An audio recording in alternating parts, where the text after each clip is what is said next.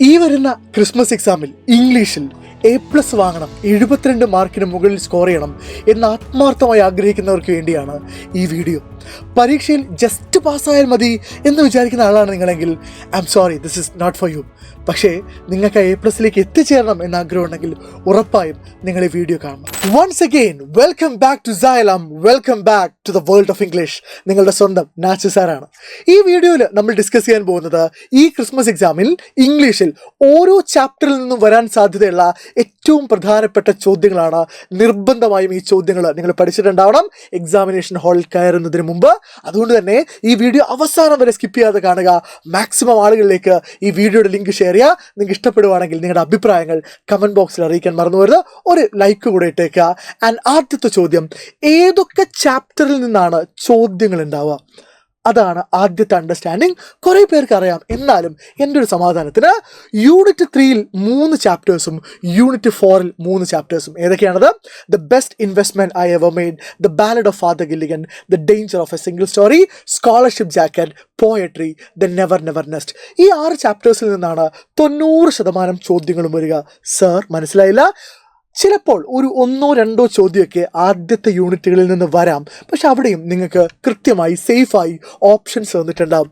എന്ന് വെച്ചാൽ 12 ചാപ്റ്റേഴ്സ് നിങ്ങൾ ക്രിസ്മസ് പരീക്ഷയ്ക്ക് പഠിക്കേണ്ട, 6 ചാപ്റ്റേഴ്സ് പഠിച്ചാൽ മതി. ഇനി ആ 6 ചാപ്റ്റേഴ്സിൽ ഏറ്റവും ഇമ്പോർട്ടൻസ് കൊടുത്ത് റെലവൻസ് കൊടുത്ത് പഠിക്കേണ്ട 4 ചാപ്റ്റേഴ്സ് ഉണ്ട്. അത് the best investment I ever made, danger of a single story, the scholarship jacket, the never never nest. Logic വളരെ സിമ്പിളാണ്. ബാക്കിയുള്ളത് 2 പോയംസ് ആണ്, ദ ബാലഡ് ഓഫ് ഫാദർ ഗില്ലിഗനും പോയട്രിയും. അതിൽ നിന്ന് മാക്സിമം നിങ്ങൾക്ക് ചോദിക്കുന്നത് 10 മാർക്കിൻ്റെ ചോദ്യമാണ്. 5 മാർക്കിന് അപ്രിസിയേഷനും 5 മാർക്കിന് കോംപ്രിഹെൻഷനും.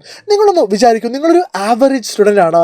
നിങ്ങൾ ഒരു തവണയെങ്കിലും സ്കൂളിൽ നിന്നോ ട്യൂഷൻ സെൻ്ററിൽ നിന്നോ അസ്ത്ര ബാച്ചിൽ നിന്നോ ആ പോയം കേട്ടിട്ടുണ്ട്, പഠിച്ചിട്ടുണ്ടെങ്കിൽ നിങ്ങളുടെ മെമ്മറി മാത്രം വെച്ചിട്ട് നിങ്ങൾക്ക് മിനിമം ഒരു 5 മുതൽ 6 മാർക്ക് വരെ സ്കോർ ചെയ്യാം. സോ പിന്നീടുള്ള 4 മാർക്കിനാണ് നിങ്ങൾ അഡീഷണലി പഠിക്കുന്നത്. അത് നിങ്ങൾക്ക് അവസാനം ചെയ്താൽ ഈ പറഞ്ഞ ആദ്യത്തെ ഞാൻ പറഞ്ഞ 4 ചാപ്റ്റേഴ്സിൽ നിന്ന്, പ്രോസിൽ നിന്ന് ഒരുപാട് ഡിസ്കോഴ്സുകൾ നിങ്ങൾക്ക് എഴുതി പഠിക്കാനുണ്ട്. അത് ഏതൊക്കെയാണെന്ന് ഞാൻ പറയാം. അത് പഠിക്കാനുള്ള സമയം ആദ്യം കണ്ടെത്താം. പ്ലസ് ഈ 6 ചാപ്റ്റേഴ്സ് മാത്രം പഠിച്ചാൽ ഇംഗ്ലീഷിൽ A+ കിട്ടില്ല, 60 മാർക്ക് കിട്ടും. ബാക്കി ഒരു 20 മുതൽ 21 മാർക്ക് വരെ ഗ്രാമറിൽ നിന്നാണ്. കൃത്യമായി മനസ്സിലാക്കി വെക്കുക. ഈ 6 ചാപ്റ്റേഴ്സിൽ നിന്നാണ്, ഈ 6 ടോപ്പിക്കുകളിൽ നിന്നാണ് reported speech, editing, phrasal verbs, prepositions, conversation completion, noun phrase and verb phrase. ഈ 6 ടോപ്പിക്കുകളിൽ നിന്നാണ് ആ 20 മാർക്കിൻ്റെ ചോദ്യം വരിക. And this ladies and gentleman our syllabus. Okay ആണോ? ഡൺ. ഇനി നമ്മളൊരു സ്റ്റാറ്റിസ്റ്റിക്സിലേക്ക് പോവാണ്. For the convenience of understanding നമ്മുടെ മുഴുവൻ എക്സാമിന്, ഇംഗ്ലീഷ് എക്സാമിന് 80 മാർക്കിൻ്റെ പരീക്ഷയെ 3 പാർട്ടായിട്ട് ഡിവൈഡ് ചെയ്യുന്നു. 40 മാർക്ക് ഡിസ്കോഴ്സുകൾ, 20 മാർക്ക് ഗ്രാമർ, 20 മാർക്ക് കോംപ്രിഹെൻഷൻ. നിങ്ങൾക്ക് അറിയാം അല്ലേ? 5 mark passage comprehension, 5 mark poem comprehension, 5 mark foreign passage, 5 mark data analysis. ഏതെങ്കിലും ഒരു ടേബിളൊക്കെ തന്നിട്ട് ഒരു 5 ചോദ്യം ചോദിക്കുന്നത്. സോ മൊത്തത്തിൽ നമുക്ക് കോംപ്രിഹെൻഷൻ എടുക്കാം. 20 മാർക്ക് ഗ്രാമർ, 6 ടോപ്പിക്കുകൾ ഞാൻ പറഞ്ഞു. 40 മാർക്ക് അപ്രിസിയേഷൻ ഉൾപ്പെടെ 40 മാർക്ക് എവിടെ നിന്നാണ് വരിക? ഡിസ്കോഴ്സുകളിൽ നിന്നാണ് വരിക. അപ്പോൾ ഇനി ഞാൻ പറയാൻ പോകുന്നത് ഓരോ ചാപ്റ്ററിനും നിങ്ങൾ നിർബന്ധമായും പഠിച്ചു വെക്കേണ്ട കുറച്ച് കാര്യങ്ങളുണ്ട്. യെസ്, സോ ഞാൻ പറഞ്ഞു, ഇതാണ് നമ്മുടെ pattern. Passage comprehension 5 mark, poem comprehension 5 mark, poem appreciation 5 mark, 7 മാർക്കിന് നറേഷൻ അല്ലെങ്കിൽ റൈറ്റപ്പ് അല്ലെങ്കിൽ റിവ്യൂ ചോദിക്കും. ഒരു ചോദ്യം നിങ്ങൾ ആൻസർ ചെയ്താൽ മതി. ദെൻ 5 മാർക്കിന് 2 ചോദ്യങ്ങളാണ് എഴുതേണ്ടത്. 3 ഓപ്ഷൻസ് തന്നിട്ടുണ്ടാവും. ഇതിൽ ഏതെങ്കിലും 3 എണ്ണം, അതിൽ 2 എണ്ണം എഴുതാം. ദെൻ 6 മാർക്കിന് നിങ്ങൾക്ക് 4 ഓപ്ഷൻസ് തന്നിട്ടുണ്ടാവും. 2 എണ്ണം എഴുതിയാൽ മതി. ഇനി ഈ ഓണപ്പരീക്ഷ മുതൽ, നിങ്ങൾ എഴുതിയ ഓണപ്പരീക്ഷ മുതൽ ഇത്രയും കാലം 6 മാർക്കിൻ്റെ 5 ഓപ്ഷനുകളിൽ ഒന്നായിരുന്നു പ്രൊഫൈൽ. എന്നാൽ ഈ ഓണപ്പരീക്ഷ മുതൽ നമുക്ക് മനസ്സിലായി പ്രൊഫൈൽ ഒരു മാൻഡേറ്ററി ഐറ്റമാണ്. നല്ല കാര്യമാണ്. കാരണം ഒരു പേജിൻ്റെ ഒരു സൈഡിൻ്റെ പകുതി എഴുതി കഴിഞ്ഞാൽ നിങ്ങൾക്ക് 6 മാർക്ക് കിട്ടുന്ന വേറെ ഏതെങ്കിലും ഡിസ്കോഴ്സ് ഉണ്ടോ? ഇല്ല. അപ്പോൾ ഇതാണ് നമ്മുടെ പാറ്റേൺ. ഇനി നമുക്ക് ഓരോ ചാപ്റ്റേഴ്സിലേക്ക് വരാം. This is very very very important. Okay, yes. നോക്കൂ, the best investment I ever മെയ്ഡിൽ എൻ്റെ മക്കൾ നിർബന്ധമായിട്ടും പഠിക്കേണ്ടത് എന്തൊക്കെയാണ് എന്നാണ് ഞാൻ ആദ്യം പറയുന്നത്. 2023 ക്രിസ്മസ് എക്സാമിൽ the best investment I ever മെയ്ഡെന്നോ അല്ലെങ്കിൽ ദ സ്കോളർഷിപ്പ് ജാക്കറ്റൊന്നും അല്ല 7 മാർക്കിൻ്റെ വലിയ ചോദ്യങ്ങൾ വന്നത്. സാധാരണഗതിയിൽ അങ്ങനെയാണ് വരാറ്. പക്ഷെ കഴിഞ്ഞ വർഷം ഒരു ചേഞ്ച് ഉണ്ടായിരുന്നു. അതുകൊണ്ട് തന്നെ നിർബന്ധമായിട്ടും ഈ ചാപ്റ്ററിൻ്റെ ഡീറ്റെയിൽഡ് ആയിട്ടുള്ളൊരു നറേഷൻ പ്ലസ് റൈറ്റപ്പ്, അതായത് റൈറ്റപ്പ് എന്ന് പറയുമ്പോൾ ഈ ചാപ്റ്ററിൽ ചോദിക്കാൻ സാധ്യതയുള്ള ഒരു ടൈപ്പ് ഓഫ് റൈറ്റപ്പ് എന്ന് പറയുന്നത് മിസ്റ്റർ ജോൺ എങ്ങനെയാണ് ഒരു ഡെലിങ്ക്വൻ യൂത്തിൽ നിന്ന് ഫിലാന്ത്രോപ്പിസ്റ്റ്, മനുഷ്യസ്നേഹിയായിട്ട് ട്രാൻസ്ഫോം ചെയ്തത്, അല്ലെങ്കിൽ എങ്ങനെയാണ് ഒരു small act of kindness, A J ക്രോണിൻ്റെ സ്മോൾ ആക്ട് ഓഫ് കൈൻഡ്നെസ് വലിയ ചേഞ്ചസ് ഉണ്ടാക്കുന്നത്. അങ്ങനെയാണ് റൈറ്റപ്പ് എസ്സേ ചോദിക്കുക. ബേസിക്കലി നിങ്ങൾ നറേഷൻ പഠിച്ചാൽ എന്താണോ ചോദ്യം ചോദിക്കുന്നത് അതിനനുസരിച്ച് നിങ്ങൾക്ക് ഇതിന് എന്ത് ചെയ്യാൻ പറ്റും, ട്വീക്ക് ചെയ്യാൻ പറ്റും, ഓൾട്ടർ ചെയ്യാൻ വേണ്ടി പറ്റും. So the most important thing, the best investment I ever മെയ്ഡിൻ്റെ വളരെ ഡീറ്റെയിൽഡ് ആയിട്ടുള്ള ഒരു നറേഷൻ നിങ്ങൾ പഠിക്കണം. ഓക്കെ ആണല്ലോ, റൈറ്റ്. അടുത്തത് നമുക്ക് പ്രധാനമായിട്ടും 3 ക്യാരക്ടർ സ്കെച്ചുകളാണ് ഈ പരീക്ഷയ്ക്ക് നമ്മൾ എക്സ്പെക്റ്റ് ചെയ്യുന്നത്. അതിൽ മാർത്ത ഉണ്ടാവില്ല, കാരണം 2023 ക്രിസ്മസ് എക്സാമിന് മാർത്തയുടെ ക്യാരക്ടർ സ്കെച്ചാണ് ചോദിച്ചത്. അതുകൊണ്ട് തന്നെ മിസ്റ്റർ ജോണിൻ്റെ ക്യാരക്ടർ സ്കെച്ച് നന്നായി പഠിച്ചു വെക്കണം. എന്നാൽ അതുപോലെ തന്നെ ഇമ്പോർട്ടൻ്റ് ആണ് എ ജെ ക്രോണിൻ്റെ ക്യാരക്ടർ സ്കെച്ച് ഒന്ന് റഫായിട്ട് പഠിച്ചു വെക്കണം, ഒരു റഫ് ഐഡിയ ഉണ്ടാക്കി വെക്കണം. മുഴുവൻ ബൈഹാർട്ട് ചെയ്യൊന്നും വേണ്ട, പക്ഷെ ചോദിച്ചാൽ എന്ത് എഴുതും എന്നുള്ള ഒരു റഫ് ഐഡിയ ഉണ്ടാക്കി വെക്കണം. ഓക്കെയാണ്. അടുത്തത് ഈ ചാപ്റ്ററിലെ വളരെ പ്രധാനപ്പെട്ട മറ്റൊരു ചോദ്യമാണ് ന്യൂസ് റിപ്പോർട്ട്. അതായത് മിസ്റ്റർ ജോണിൻ്റെ സെൽഫ്ലെസ് സർവീസിനെ കുറിച്ച് ഒരു ന്യൂസ് പേപ്പർ ആർട്ടിക്കിൾ എഴുതാൻ പറഞ്ഞാൽ 6 മാർക്ക് എഴുതാൻ പറഞ്ഞാൽ നമുക്ക് ഇത് എഴുതാനുള്ള കോണ്ടന്റ് നമ്മുടെ കയ്യിലുണ്ടായിരിക്കണം. വളരെ പ്രധാനപ്പെട്ട ഒരു ചോദ്യമാണ്. കുറച്ച് വർഷമായി ആ ചോദ്യം ക്രിസ്മസ് എക്സാമിനേഷനിൽ കണ്ടിട്ട്. ഇനി എല്ലായ്പ്പോഴും പോലെ നമുക്ക് എക്സ്പെക്ട് ചെയ്യാൻ പറ്റുന്ന 2 ചോദ്യങ്ങളാണ് മിസ്റ്റർ ജോണിൻ്റെയോ അല്ലെങ്കിൽ എ ജെ ക്രോണിൻ്റെയോ ഡയറി, അല്ലെങ്കിൽ മിസ്റ്റർ ജോണോ എ ജെ ക്രോണോ ഫ്രണ്ടിന് അയക്കുന്ന ഒരു ലെറ്റർ. ഈ 2 ചോദ്യങ്ങൾക്കും സാധ്യതയുണ്ട്. പിന്നെ ഇതിൽ നിന്നൊരു വൈൽഡ് ഗസ് എന്ന് പറയാൻ പറ്റുന്നൊരു ചോദ്യം, ഇതിൽ നിന്നൊരു ഫോർമൽ ലെറ്റർ ചോദിക്കാൻ സാധ്യതയുണ്ട്. ഡ്രഗ് അബ്യൂസിനെ കുറിച്ചോ അല്ലെങ്കിൽ ഈ പറയുന്ന കുട്ടികളുടെ പ്രശ്നത്തെക്കുറിച്ചും ബാക്ക്വേർഡ് മാൽഅഡ്ജസ്റ്റ് ഡെലിങ്ക്വന്റ് യൂത്തിൻ്റെ പ്രശ്നങ്ങളെക്കുറിച്ച് മിസ്റ്റർ ജോണോ അല്ലെങ്കിൽ മിസ്റ്റർ ജോണോട് കണക്ട് ചെയ്തിട്ട് ആരെങ്കിലും ഒരാൾ ഒരു ഫോർമൽ ലെറ്റർ എഴുതുന്ന ചോദിച്ചേക്കാം. പക്ഷേ അപ്പോഴും ഈ നറേഷനിലെ കോണ്ടന്റ് സ്ട്രോങ് ആണെങ്കിൽ ഇതൊക്കെ നിങ്ങൾക്ക് എന്ത് ചെയ്യാൻ പറ്റും, അടിപൊളിയായിട്ട് എഴുതാൻ വേണ്ടി പറ്റും. ഓക്കെയാണ്.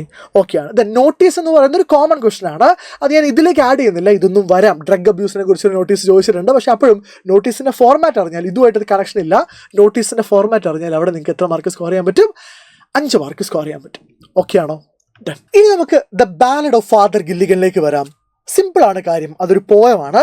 അതുകൊണ്ട് തന്നെ നിർബന്ധമായിട്ടും നിങ്ങൾ ഈ പോയം ലൈൻ ബൈ ലൈൻ വായിച്ചിട്ടുണ്ടായിരിക്കണം. ആൻഡ് പ്രധാനപ്പെട്ട ഫിഗേഴ്സ് ഓഫ് സ്പീച്ച്, ഇമ്പോർട്ടൻ്റ് ആയിട്ടുള്ള ഫിഗേഴ്സ് ഓഫ് സ്പീച്ച് ഒന്ന് നോട്ട് ചെയ്ത് വെക്കണം. For example, and the stars began to peep എന്ന് പറഞ്ഞൊരു ലൈൻ ഉണ്ട് അല്ലേ, അത് ആ പോയത്തിൽ ഒരേ ഒരു പേഴ്സോണിഫിക്കേഷൻ ആണ്. സോ അതുപോലെ ഏറ്റവും പ്രധാനപ്പെട്ട figures of speech, for example he died as merry as A bird, അതൊരു സിമിലിക്കൽ എക്സാമ്പിളാണ്. പ്രധാനപ്പെട്ട ഫിഗർ ഓഫ് സ്പീച്ച് പഠിക്കുക. ദെൻ ഉറപ്പായിട്ടും ഈ പോയത്തിൻ്റെ ലൈൻ ബൈ ലൈൻ നിങ്ങൾ വായിക്കുമ്പോൾ നമ്മളത് കോംപ്രിഹെൻഷന് വേണ്ടി തയ്യാറെടുക്കുകയാണ്. ഉറപ്പായിട്ടും ഈ പോയത്തിൻ്റെ അപ്രിസിയേഷൻ നിങ്ങൾ പഠിച്ചു വെക്കണം. പഠിച്ചാൽ മാത്രം പോരെ, പറ്റുമെങ്കിലും ഒന്ന് എഴുതി നോക്കണം, അപ്പോഴേ നമുക്കതിൻ്റെ ബുദ്ധിമുട്ട് മനസ്സിലാവുള്ളൂ. സർ, നിങ്ങൾ ഇപ്പോൾ മനസ്സിൽ വിചാരിച്ച ചോദ്യം ഞാൻ പറയുന്നത്, സർ പ്രെഡിക്റ്റ് ചെയ്യൂ, അപ്രിസിയേഷൻ വരിക ബാലഡ് ഓഫ് ഫാദർ ഗില്ലിഗൻ എന്നാണോ പോയട്രി എന്നാണോ? 2023 ബാലഡ് ഓഫ് ഫാദർ ഗില്ലിഗൻ എന്നാണ് അപ്രിസിയേഷൻ വന്നത്. 2022 poetry, 2019 poetry, 2018 poetry, 2017 ballad of father Gilligan. ഉറപ്പായിട്ടും ബാലഡ് ഓഫ് ഫാദർ ഗില്ലിഗൻ അപ്രിസിയേഷനേക്കാൾ സാധ്യത കോംപ്രിഹെൻഷനാണ്. ബട്ട് ദാറ്റ് ഡസൻറ്റ് മീൻ നിങ്ങൾ പഠിക്കേണ്ടത് അപ്രിസിയേഷൻ. നിർബന്ധമായിട്ടും 2 അപ്രിസിയേഷൻ പഠിക്കണം. ആകെ 6 ചാപ്റ്റേഴ്സേ പഠിക്കാനുള്ളൂ, ആകെ 2 അപ്രിസിയേഷനെ പഠിക്കാനുള്ളൂ. അതുകൊണ്ട് റിസ്ക് എടുക്കേണ്ട ആവശ്യമില്ല. മാത്രമല്ല ഇതിൽ വേറെ കാര്യം കൂടെയുണ്ട്. നിങ്ങൾ ഈ 2 എണ്ണത്തിൻ്റെ അപ്രിസിയേഷൻ അടിപൊളിയായിട്ട് പഠിച്ചാൽ 1 മാസം 2 മാസം കഴിഞ്ഞിട്ട് നിങ്ങളുടെ മോഡൽ എക്സാമും പബ്ലിക് എക്സാമൊക്കെ വരുന്നുണ്ട്. അവിടെ നിങ്ങൾക്കൊന്ന് റിവൈസ് ചെയ്യാനുള്ള സമയം മാത്രമേ വേണ്ടുള്ളൂ. അതുകൊണ്ട് മടി പിടിച്ചിരിക്കരുത്, അടിപൊളിയായിട്ട് പഠിക്കുക. പറയുന്നതിൻ്റെ മീനിങ് നിങ്ങൾക്ക് മനസ്സിലായിട്ടുണ്ടാവുമെന്ന് വിചാരിക്കുന്നു. ഇനി മുന്നോട്ട് വരാം. The danger of a single story. ഉറപ്പായിട്ടും ഡേഞ്ചർ ഓഫ് എ സിംഗിൾ സ്റ്റോറിയിൽ ഒരു നറേഷൻ അല്ലെങ്കിൽ ഒരു റൈറ്റപ്പ് അല്ലെങ്കിൽ ഒരു പാരഗ്രാഫ്, ഇതിൽ ഏതെങ്കിലും ഒരു ചോദ്യം ഈ ചാപ്റ്ററിനില്ലാത്ത ക്വസ്റ്റ്യൻ പേപ്പർ വളരെ വളരെ കുറവാണ്. അപ്പോൾ നിങ്ങൾ ആലോചിക്കേണ്ട കാര്യമുണ്ട്. ഇതിൽ 4 കാര്യങ്ങളല്ല 5 കാര്യങ്ങൾ, 4 സിംഗിൾ സ്റ്റോറീസും ഒരു പോയിന്റ്. ഈ 5 പോയിന്റ്സ് പഠിച്ചാൽ ഈ ചാപ്റ്ററിൽ വരുന്ന ഡയറിയോ ലെറ്ററോ എന്ത് വേണമെങ്കിലും നിങ്ങൾക്ക് എഴുതാൻ പറ്റും. ഇവിടുന്നേ വരുള്ളൂ. എന്തൊക്കെയാണത്? ഒന്നാമത്തത് അതിച്ചിയുടെ സിംഗിൾ സ്റ്റോറിയാണ്. അതിച്ചീസ് സിംഗിൾ സ്റ്റോറി അബൌട്ട് ബുക്സിനെ കുറിച്ച് അതിച്ചിക്ക് ഒരു സിംഗിൾ സ്റ്റോറി ഉണ്ടായിരുന്നല്ലോ. You remember, right?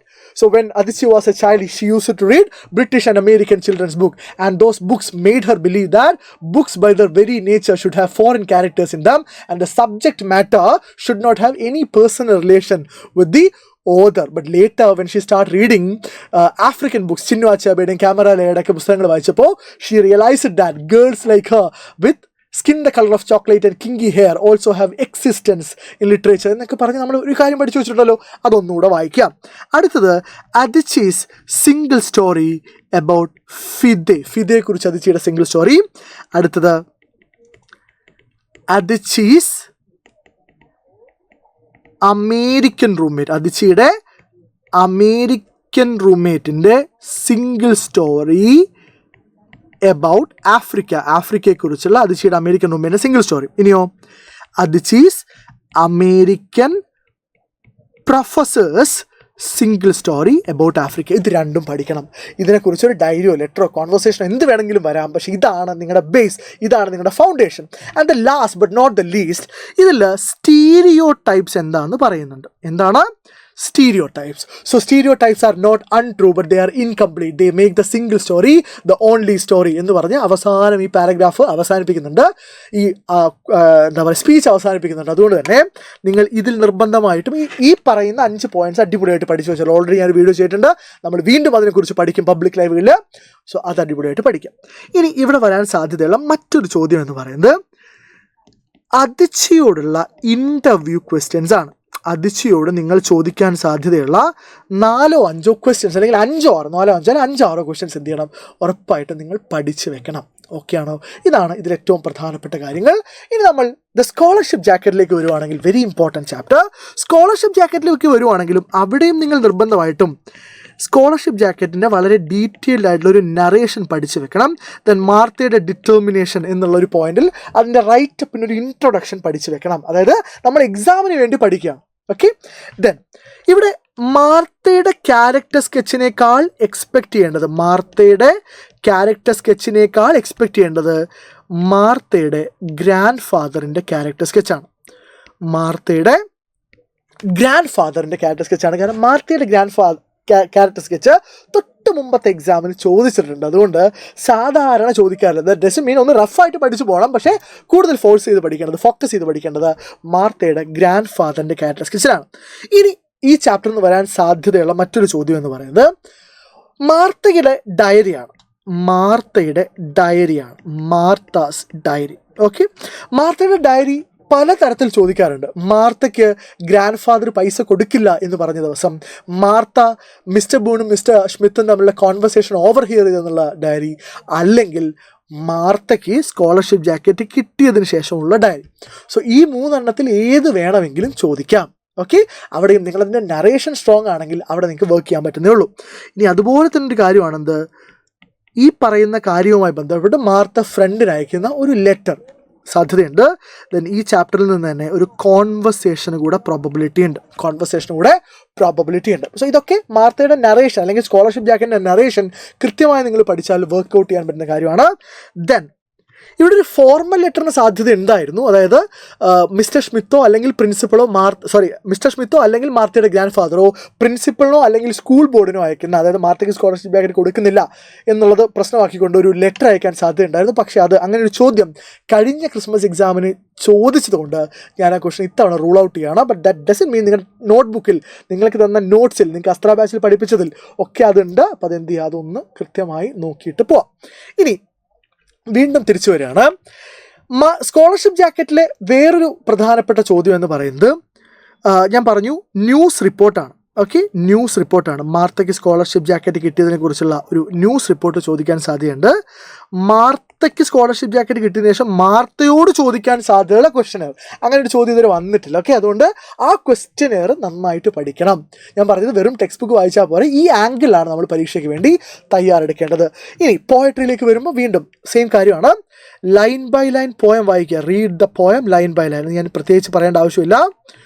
Read the poem line by line and പിന്നത്തെ കാര്യം എന്ന് വെച്ചാൽ പ്രധാനപ്പെട്ട പോയറ്റിക് ഡിവൈസസ് നോക്കുക. For example, and it was at that age poetry arrived, അല്ലേ? ഒന്നാമത്തെ വരിയാണ് പോയട്രി അറൈവ്ഡ്, അത് പേഴ്സോണിഫിക്കേഷണൽ എക്സാമ്പിൾ ആണ്. I don't know where it came from winter or river, വിന്ററും റിവറും കൺട്രാസ്റ്റിംഗ് ഇമേജസിന് എക്സാമ്പിൾ ആണ്. യെസ്, ഇനി ആ സ്റ്റാൻസയുടെ അവസാന വരി, there I was without a face. What does the word face symbolize? Face symbolize ചെയ്യുന്നത് പോപ്പുലാരിറ്റിനെയാണ്. അതുപോലെ തന്നെ ആൻഡ് ഇറ്റ് ടച്ച്ഡ് മീ എന്ന് പറഞ്ഞാൽ പേഴ്സോണിഫിക്കേഷൻ ആണ്. Among the branches of night എന്ന് പറയുന്നത് മെറ്റഫറാണ്. ഈ രീതിയിൽ കൃത്യമായി കാര്യങ്ങൾ ആലോചിച്ച് പോവുക. അവിടെ തന്നെ ഒരുപാട് അലിട്രേഷൻ്റെ ഇൻസ്റ്റൻസസ് ഉണ്ട്, അതും കൃത്യമായി വർക്ക്ഔട്ട് ചെയ്ത് പോവാം. ആൻഡ് നിങ്ങളോട് ഞാൻ വീണ്ടും അഭ്യർത്ഥിക്കുകയാണ്, ഈ പോയത്തിൻ്റെ അപ്രിസിയേഷൻ എഴുതി തന്നെ പഠിക്കണം. ഈ പോയത്തിൻ്റെ അപ്രിസിയേഷൻ അങ്ങനെ എളുപ്പത്തിൽ വഴങ്ങുന്ന ഒരു കാര്യമല്ല. ഓക്കെ, ഇനി നമ്മൾ ലാസ്റ്റ് ചാപ്റ്റർ ദ നെവർ നെസ്റ്റിലേക്ക് വരുവാണെങ്കിൽ, കഴിഞ്ഞ വർഷത്തിന് മുമ്പ് 2024 മുമ്പ് വരെ വളരെ എന്താ പറയുക ഒരു ഔട്ട്സൈഡർ ചാപ്റ്ററായിട്ട് കണക്കാക്കിയിരുന്ന ചാപ്റ്ററാണ് ദ നെവർ നെസ്റ്റ്. വലിയ ചോദ്യങ്ങളൊന്നും വരാത്ത, കൂടിപ്പോയാൽ 5 മാർക്കിന് നെവർ നെസ്റ്റ് എന്ന് പറഞ്ഞ 1 ആക്ട് പ്ലെയർ ഒരു നോട്ടീസ് ചോദിക്കാൻ സാധ്യതയുള്ള 5 മാർക്കിന് അപ്പുറത്തേക്ക് ഒരു ചോദ്യം പോലും വരാത്തൊരു ചാപ്റ്ററായിരുന്നു. എന്നാൽ കഴിഞ്ഞ തവണ 2023 ക്രിസ്മസ് എക്സാമിന് സിനാരിയോ മൊത്തം മാറി.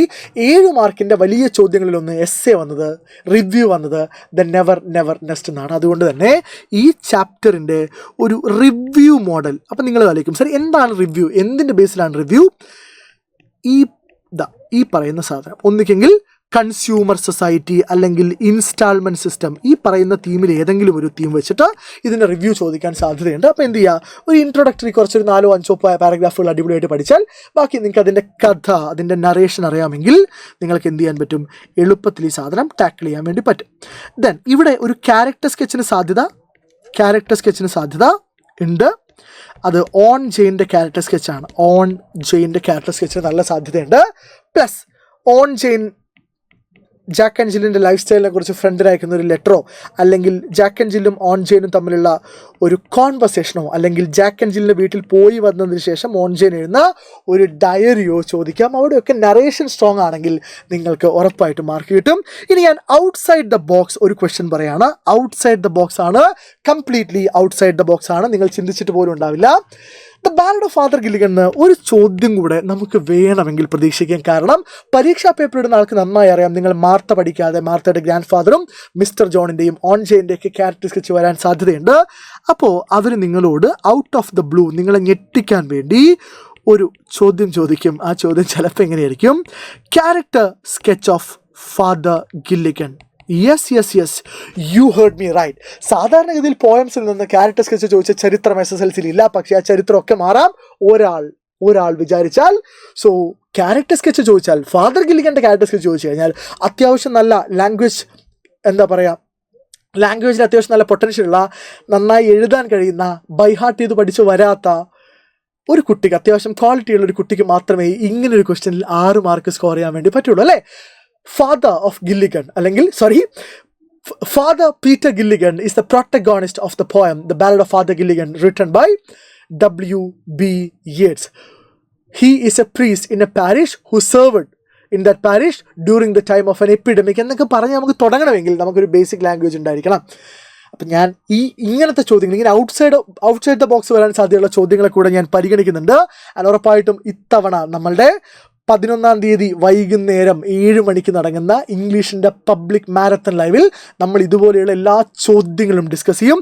ഈ ചോദ്യങ്ങൾ ഡിസ്കസ് ചെയ്യാൻ മാത്രമല്ല, ഈ ചോദ്യങ്ങൾക്കൊക്കെ എങ്ങനെ സിസ്റ്റമാറ്റിക്കായി കുറഞ്ഞ സമയത്തിനുള്ളിൽ അടിപൊളിയായിട്ട് ആൻസർ എഴുതാമെന്നും പറയും.